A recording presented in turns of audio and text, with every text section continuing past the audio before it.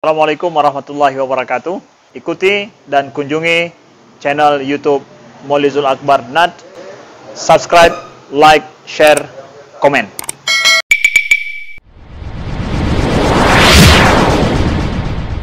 Cuma maka Allah Subhanahu wa taala, Rasulullah sallallahu alaihi wasallam mengatakan dalam salah satu hadis dari Abu Sa'id Al-Khudri radhiyallahu anhu, qala Rasulullah sallallahu alaihi wasallam, "Idza sami'tumul muazzin," ketika engkau mendengar suara azan atau suara azan yang dikumandangkan oleh muazzin, faqulu mislama yaqulul muazzin, maka ucapkanlah seperti ucapan muazzin tersebut, kata Rasulullah. Hadis riwayat Bukhari Muslim. Nah, ini anjuran pertama dari Rasulullah. Sunnah hukumnya menjawab azan dan mengucapkan seperti ucapan muazzin.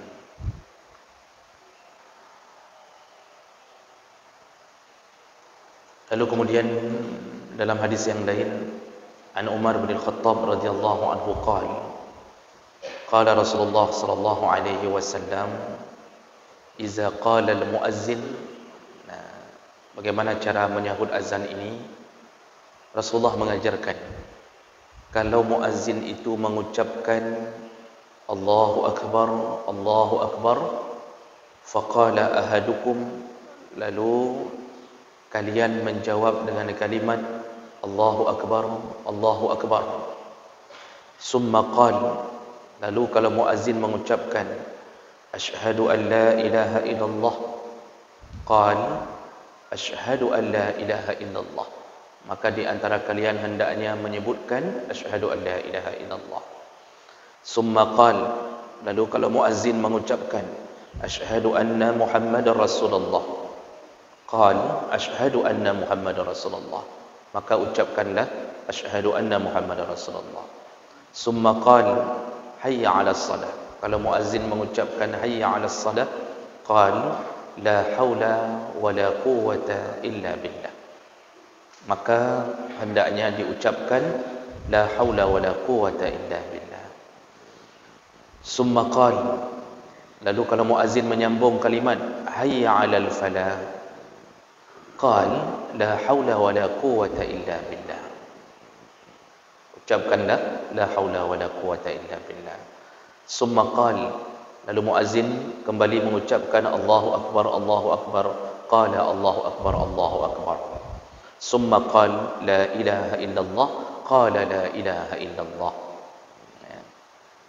Ini langsung Nabi yang ajarkan cara menjawab azan. Nah, di ujung hadis Nabi menyebutkan setelah kita ucapkan la ilaha illallah, min qalbihi dakhalal jannah.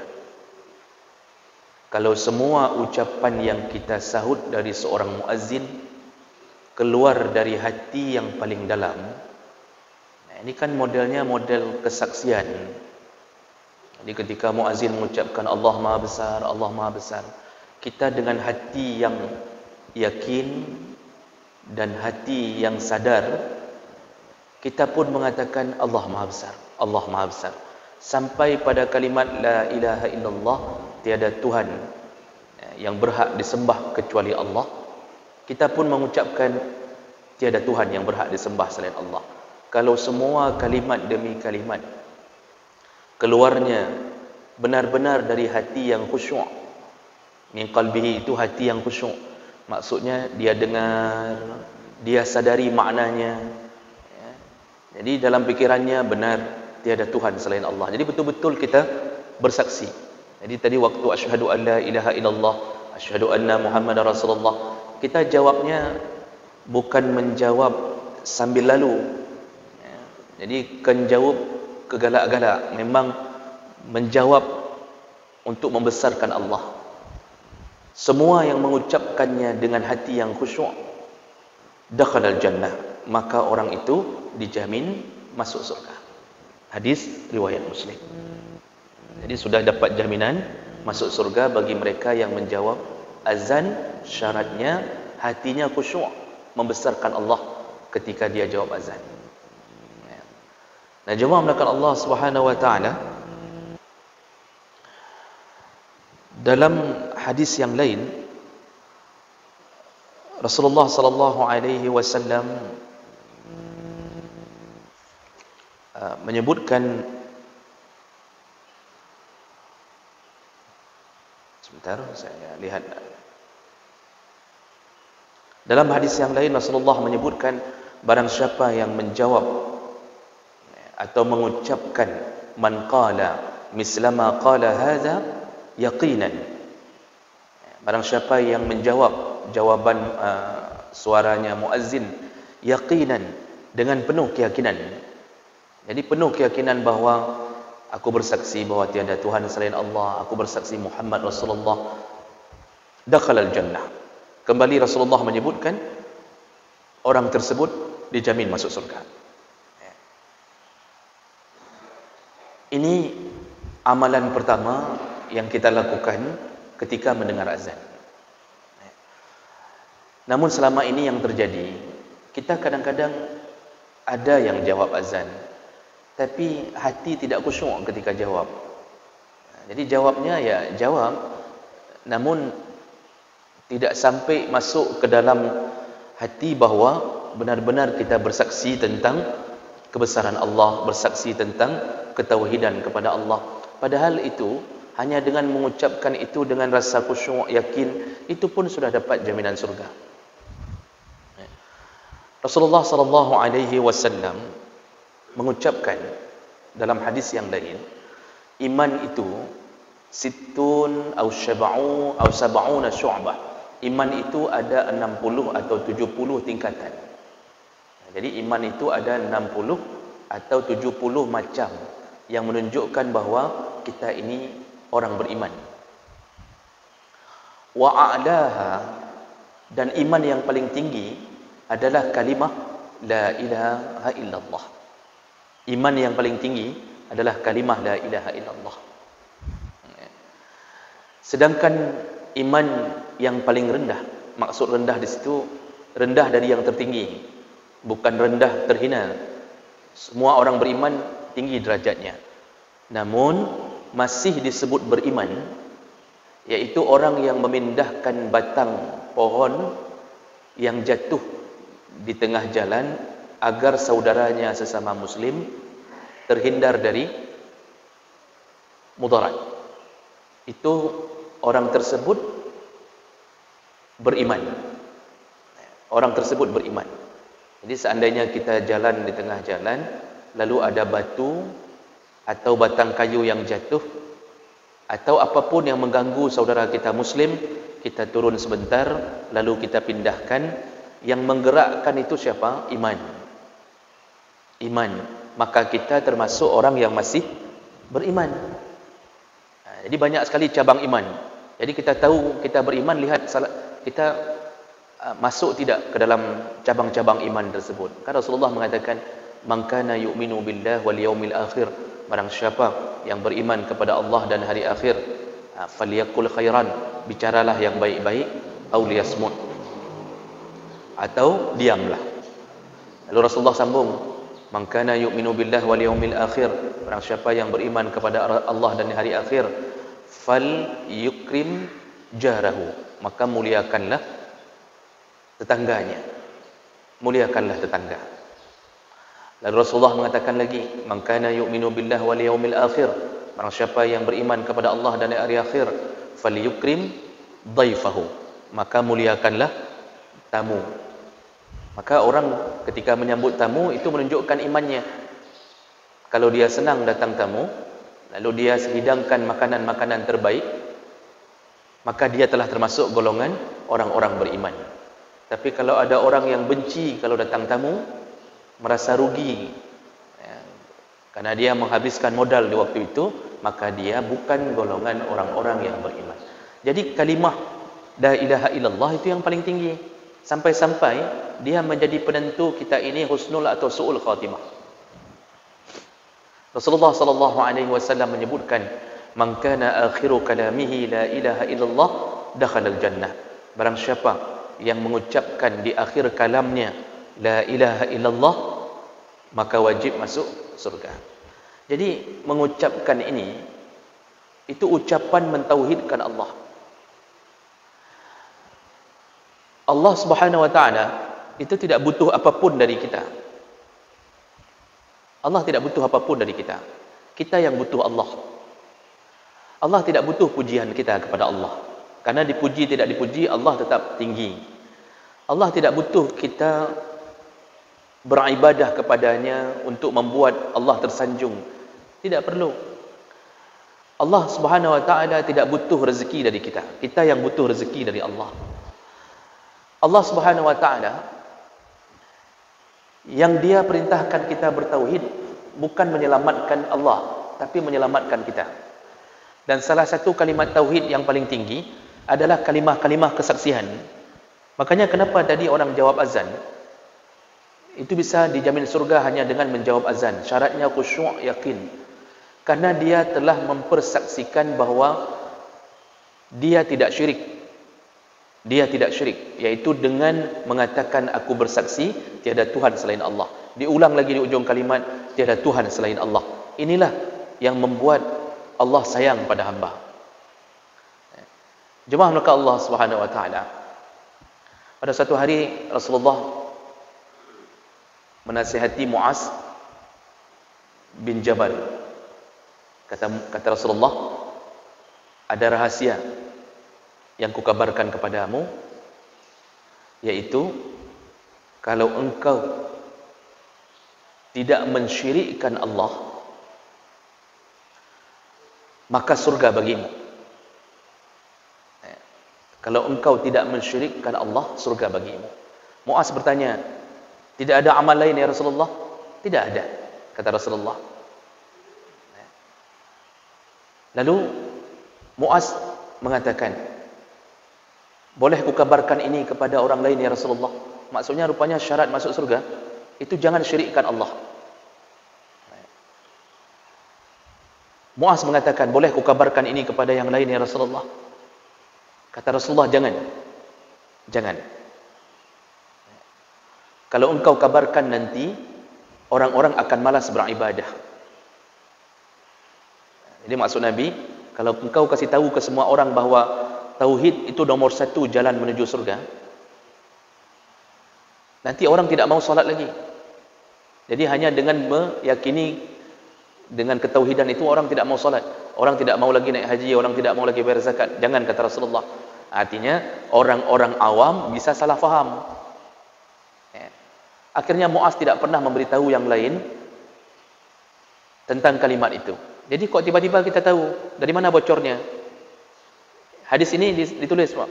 Hadis sahih ini ditulis di dalam kitab-kitab hadis. Itu kan rahasia. Nabi mengatakan jangan kasih tahu orang. Tapi kemudian bocor hadis ini. Siapa yang membocorkannya? Tentu tidak ada lain. Muaz sendiri yang membocorkannya. Namun beliau tidak mengingkari janjinya. Selama hidup Rasulullah, beliau tidak kasih tahu apapun. Begitu meninggal Rasulullah, barulah beliau memberitahu bahawa ternyata syarat utama menuju ke surga adalah ketauhidan. Makanya orang kafir itu membuat mereka tidak bisa mengetuk pintu surga pun, jangankan masuk, mendekat ke pintu surga pun tidak bisa. Kenapa? Kesyirikan mereka. Padahal kalau kita pikir, kalau masalah amal, ada orang kafir amalnya hebat-hebat, sedekahnya luar biasa. Jadi kalau kita pikir kebaikan ada dilakukan oleh orang kafir, itu sampai orang-orang Nasrani itu memuji-muji kebaikan Suster Teresa. Jadi di antara mereka mengenal Suster Teresa. Itu kerja Suster Teresa itu apa? Keliling dari satu kota ke kota lain, mengobati orang gratis. Sampai tua dia meninggal, dia mengabdi pada manusia. Jadi Suster Teresa itu sangat terkenal sebagai lambang kebaikan. Namun di sisi Allah amalnya tidak dihitung. Kenapa? Dia tidak mengakui Allah sebagai Tuhan. Jadi kita ini kalau beramal tanpa mengakui Allah, tidak dianggap. Tapi kalau sudah mengakui Allah sebagai Tuhan kita, sekecil-kecilnya amal Allah hitung. Wa may ya'mal mithqala dzarratin khaira yarah. Sekecil-kecilnya amal Allah hitung. Jadi kalau begitu menunjukkan apa? Kunci adalah kesaksian. Dari dulu, dari masa Nabi Adam, itu ibadah, itu diupdate oleh Allah sedikit-sedikit sampai sempurna pada Nabi Muhammad. Jadi tidak semua dilakukan ibadah seperti syariat kita. Ini membuktikan apa? Ibadah itu jembatan. Artinya Allah mewajibkan pada Nabi ini puasa. Namun puasanya berbeda. Allah wajibkan pada Nabi yang lain untuk melakukan salat. Tapi salatnya misal cuma satu waktu. Artinya suka-suka Allah kalau masalah amal. Kiban gala Allah kalau masalah amal. Tapi masalah kesaksian bahwa Allah itu satu, dari awal kenabian sudah ditekankan. Makanya kenapa orang yang jawab azan dijamin surga? Karena mulutnya dengan keyakinannya, dengan kekhusyuannya, dia menjawab bahwa tiada Tuhan selain Allah. Ini yang Allah suka dari orang yang menjawab azan. Makanya Bapak Ibu, amal pertama kita yang bisa menyaingi muazzin, karena kemarin kita sudah dengar muazzin itu pahalanya subhanallah besar sekali. Amalan pertama setelah azan, ketika azan adalah jawablah azan ketika azan itu berkumandang. Tapi jawabnya dengan keyakinan. Jangan jawab mekena tagai. Ini ada orang kerja terus, tapi dia jawab, dia dengar azan, dia jawab la ilaha illallah. Dia kerja terus, dia tidak sampai meyakini bahawa jawabannya khusyuk, yakin, tidak sampai ke situ. Apa hukumnya tidak menjawab azan? Berdosakah? Tidak berdosa, namun makruh. Karena menjawab azan hukumnya sunnah. Bolehkah bicara ketika sedang azan berbunyi? Para ulama mengatakan dianjurkan diam. Yang dianjurkan diam, jawab. Namun kalau seandainya bicara itu diperlukan, dibolehkan dengan syarat tetap menjawab azan. Jadi bicara di sela-sela azan dibolehkan dengan syarat tetap menjawab azan. Dan ini berdasarkan beberapa riwayat. Abu Bakar, Umar pernah berbicara ketika azan berbunyi, namun mereka menjawab azan. Jadi bicara, tapi jawab azan. Jadi fokus tetap ke azan, walaupun ada hal yang kita sampaikan dalam pembicaraan. Tapi yang paling baik adalah kalau sudah bunyi azan, diam, dengar, lalu jawab dengan khusyuk. Jaminannya surga. Ini baru satu amal. Nah, kemudian setelah selesai azan, apalagi yang disuruh oleh Nabi sallallahu alaihi wasallam? Dari Abdullah bin Umar bin As, annahu sami'a an-nabi sallallahu alaihi wasallam yaqul. Rasulullah sallallahu alaihi wasallam menyebutkan, "Iza sami'tumul muazzin," kalau engkau mendengar suara azan, faqulu mislama yaqulul muazzin. Pertama, jawablah seperti apa yang diucapkan muazzin. Summa, setelah selesai azan, summa sallu alayya, lalu bersalawatlah kepada aku. Jadi amalan kedua setelah selesai azan adalah bersalawat kepada Nabi sallallahu alaihi wasallam. Ini salawat itu untuk siapa? Untuk semua yang mengumandangkan azan dan semua yang mendengar azan. Bagaimana salawatnya? Ya, salawat yang redaksinya dari Nabi sallallahu alaihi wasallam. Boleh Allahumma salli ala Muhammad wa ala ali Muhammad, atau boleh salawat Ibrahimiyah, kama sallaita ala Ibrahim wa ala ali Ibrahim, atau boleh kalimat sahabat yang pernah bersalawat sallallahu ala Muhammad sallallahu alaihi wasallam. Itu silahkan bersalawat kepada Nabi sallallahu alaihi wasallam. Dan salawat itu diucapkan masing-masing. Dan bukan dikumandangkan di mik. Karena ada sebahagian di kampung-kampung muazzinnya setelah azan bersalawat. Jadi dia sambung bersalawat, dia berdiri. Anehnya, dia terus bersalawat dengan senandung salawat sampai menjelang iqamah. Padahal salawat itu cukup diucapkan sekali bagi semua yang selesai azan. Karena ada doa lain setelah itu yang harus diucapkan. Ini ada sebahagian di daerah-daerah tertentu.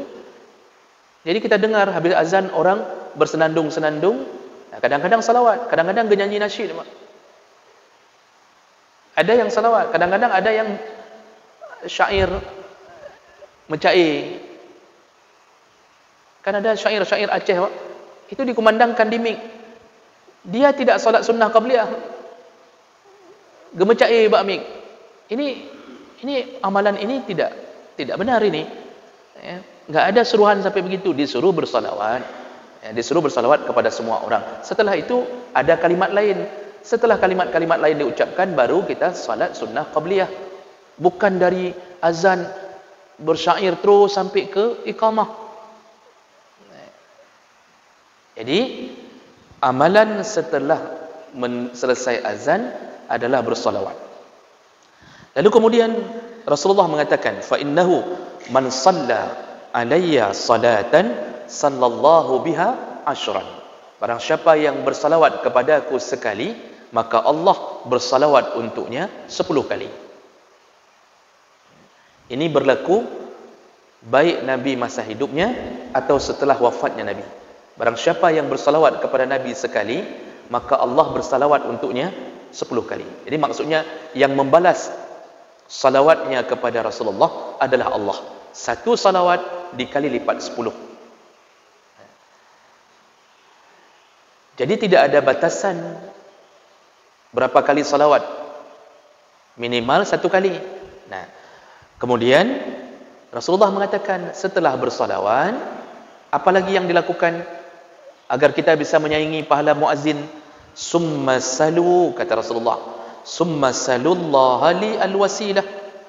Ya. Kemudian bacalah doa wasilah. Ya. Manzilatan fil jannah, fa innaha manzilatan fil jannah. Ya. Illa li 'abdin min ibadillah. Karena doa wasilah itu punya kedudukan yang tinggi, ya, dari setiap hamba Allah Subhanahu wa taala. Wa arju an akuna ana huwa faman sa'ala li alwasilah halat lahu syafa'ah. Dan aku berharap aku termasuk salah satu hamba yang ditinggikan Allah Subhanahu wa taala. Jadi Rasulullah merendahkan dirinya dengan mengatakan dirinya manusia biasa, kalau bukan Allah yang memberi maka tidak ada keistimewaan darinya. Lalu Rasulullah mengatakan, barang siapa yang membaca doa wasilah setelah bersalawat, maka halallah syafaatku untuknya di hari kiamat. Nah, ini salah satu dari kelebihan membaca doa wasilah. Apa doa wasilah itu? Rasulullah yang mengajarkannya dalam hadis Jabir bin Abdullah. Kata Rasulullah, an Jabir bin Abdullah anna Rasulullah sallallahu alaihi wasallam qala, man qala hina yasma'un nida, barang siapa yang membaca doa ketika selesai mendengarkan azan, Allahumma rabba hazihi da'wati tammah wassalatil qa'imah ati Muhammadanil wasilata wal fadilah wa ba'ashu maqamam mahmudanil ladzi wa'adtah. Ini doa yang diriwayatkan oleh Nabi dalam hadis riwayat Bukhari wa Abu Daud dan Tirmizi dan Nasa'i, Ibnu Majah, juga Imam Al-Baihaqi. Dan Imam Baihaqi menambahkan kalimat wazada fi akhirih innaka la tukhliful mi'ad. Jadi Imam Baihaqi yang menambahkan kalimat innaka la tukhliful mi'ad. Ya. Sedangkan redaksi asli bacaan wasilah dari Rasulullah, Allahumma rabba hazihi da'wati tammah, wahai Allah, Tuhan pemilik panggilan yang sempurna ini. Jadi kan panggilan sempurna tadi, Allahu Akbar, asyhadu an la ilaha illallah. Kita mengatakan wahai Allah, ya, rabba hazihi da'wati tammah, wahai Allah yang pemilik doa yang sempurna ini, atau doa panggilan yang sempurna ini. Wassalatil qa'imah, dan salat yang akan didirikan. Artinya pemilik salat yang akan didirikan setelah ini. Ati Muhammadanil wasilah wal fadilah, berikanlah Rasulullah sallallahu alaihi wasallam wasilah wal fadilah, yaitu wasilah itu penghubung antara kita dengan Allah Subhanahu wa taala, wal fadilah, dan kemuliaan-kemuliaan. Wa ba'ashu maqaman mahmudan allazi wa'adtah, lalu bangkitkanlah beliau, iaitu Rasulullah, di tempat atau pada kedudukan yang mulia yang telah engkau janjikan. Ini disambung dalam riwayat Baihaqi, ditambahi oleh Imam Baihaqi, innaka la tukhliful mi'ad, sesungguhnya engkau tidak pernah mengingkari janjimu. Nah, Bapak Ibu yang dimuliakan Allah, orang yang membaca doa ini, di ujung hadis Rasulullah mengatakan, halat lahu syafaati yaumal qiyamah, maka halallah syafaatku untuknya di hari kiamat. Orang yang istiqamah membaca doa ini setelah azan tidak akan susah di hari kiamat, karena dia salah satu yang dijanjikan mendapatkan syafaat Nabi SAW. Bapak Ibu, kita ini hari kiamat, kita butuh pertolongan di saat tidak ada yang bisa menolong, dan salah satu pertolongan terbesar adalah syafaat Nabi SAW. Di saat Nabi yang lain tidak bisa memberi syafaat. Jadi kalau dalam hadis syafaatul udhma, semua nabi-nabi lain tidak bisa memberi syafaat. Mereka menolak memberi syafaat karena mengemban syafaat itu besar sekali tanggungjawabnya. Tapi begitu umat sampai ke Rasulullah, Rasulullah langsung bersujud di hadapan Allah. 3 kali sujud, Rasulullah meminta kepada Allah izin untuk memberi syafaat. Sujud ketiga, Allah menjawab permintaan Nabi SAW, telah kuhalalkan bagimu wahai Muhammad untuk memberi syafaat. Disitulah Nabi memberi syafaat siapa yang diinginkan Allah. Perlu kita ingat Bapak Ibu maka Allah, seluruh syafaat itu izin Allah. Karena ada beberapa metode syafaat, orang mengira suka-suka orang memberi syafaat, tidak, izin Allah. Contoh, dalam hadis sebutkan, kalau ada saudara kita yang syahid fi sabilillah, dia diizinkan memberikan syafaat untuk 70 anggota keluarganya. Kemuliaan orang yang syahid fi sabilillah, dia bisa memberi syafaat untuk 70 orang anggota keluarganya.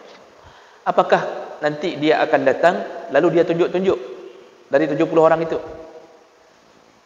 Nanti dia pilih anak-anaknya, istrinya, lalu dia mengatakan ke pak wanya atau pak ciknya, pak wa jangan, dulu waktu hari raya enggak ada angpau sedikit pun, jangan enggak ada cerita. Tidak model begitu Bapak. Jadi kan galak-galak urung bil syafaat kamu, tidak begitu. Semua syafaat itu diizinkan Allah dengan ketentuan dari Allah. Jadi Allah yang menentukan 70 orang ini cuma mendapatkan tambahan syafaat dari salah satu saudaranya yang syahid tadi. Nah, jadi syafaat itu penolong kita yang paling besar di hari kiamat. Dan salah satu cara mendapatkan syafaat Nabi, ini janji Nabi. Ini janji Nabi. Nabi kalau sudah janji tidak mungkin diingkari. Maka bermimpilah untuk mendapat syafaat Nabi dengan cara jawablah doa setelah azan dengan membaca doa Allahumma rabb hadzid da'wati tammah. Jadi ini harus istiqamah Bapak Ibu maka Allah. Kalau tidak, kita susah mendapatkannya. Nah, yang terakhir. Amalan terakhir, ini sudah selesai. Tadi jawab azan di tengah azan, kemudian bersalawat, kemudian baca doa wasilah. Lalu yang terakhir amalan kita adalah an Abi Sa'ad bin Abi Waqqas an Rasulullah sallallahu alaihi wasallam qala, man qala hina yasma'ul muazzin, barang siapa yang menjawab azan, wa ana asyhadu an la ilaha illallah wahdahu la syarikalah wa anna Muhammadan abduhu wa rasuluh. Barang siapa yang menjawab setelah azan, ini doa yang terakhir yang kita baca. Jadi dimulai dengan kalimat wa ana asyhadu,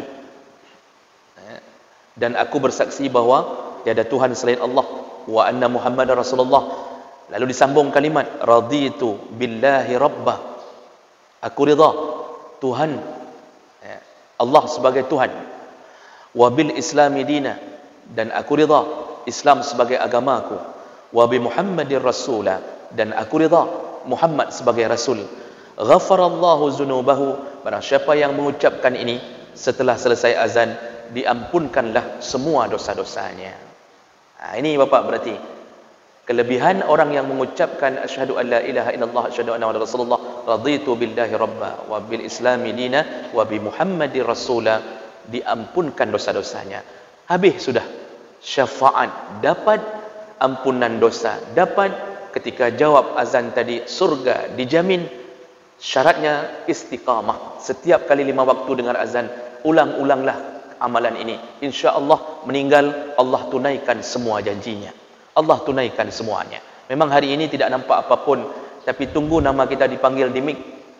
Inna lillahi wa inna ilaihi raji'un. Di saat itulah kita membutuhkan semua amal kita ini. Di saat itulah semua yang kita ucapkan hari-hari, kita mohon ke Allah kembali. Maka kita ditemani oleh mereka di alam kubur kita. Maka baik kita jawab azan. Dalam keadaan apapun, jawablah azan, bacalah doa setelah azan.